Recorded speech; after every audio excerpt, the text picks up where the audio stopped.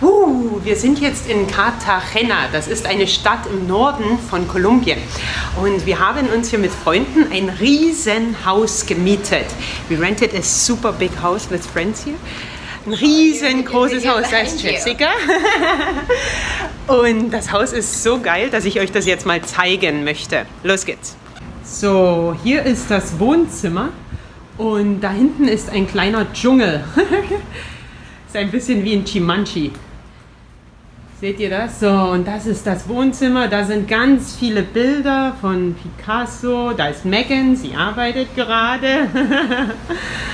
So, und hier unten ist auch ein Pool.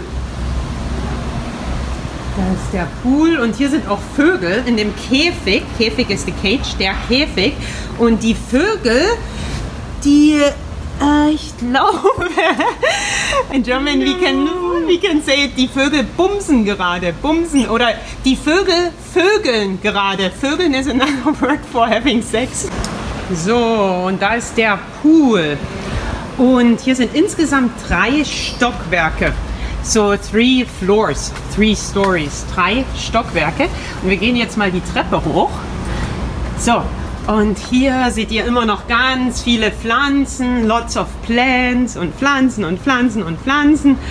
Und eine Sitzecke, a seating corner, literally, eine Sitzecke. So, und hier sind nochmal so Betten und da hinten ist noch ein Pool. Da ist noch ein Pool, seht ihr den? So, und...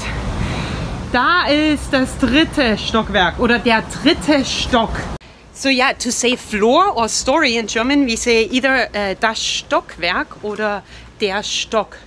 So, und jetzt gehen wir mal ganz nach oben. So, und das ist eines der Schlafzimmer. This is actually the best one. Das ist das beste Schlafzimmer vom Haus. So, hier ist ein Balkon. So, we either say Balkon oder Balkon. The balcony. Und hier seht ihr die Aussicht auf das Meer. Ja, es ist echt geil, dieses Haus. Und da ist das Bett. So, und jetzt gehen wir zum 3. Stock, to the 3rd floor. Wir gehen zum 3. Stock oder auf den 3. Stock, on the 3rd floor, you can say that too. So, by the way, some other terms to say have sex in German, ja, das ist wichtig, that's important. Also, Sex haben oder Liebe machen oder mit jemandem schlafen, to sleep with someone, we say that too. Oder Vögeln und Bumsen, they are both slang, das sind beides Umgangssprache. So, und jetzt sind wir ganz oben. Guten Tag, Katie. Guten Tag. Guten Tag.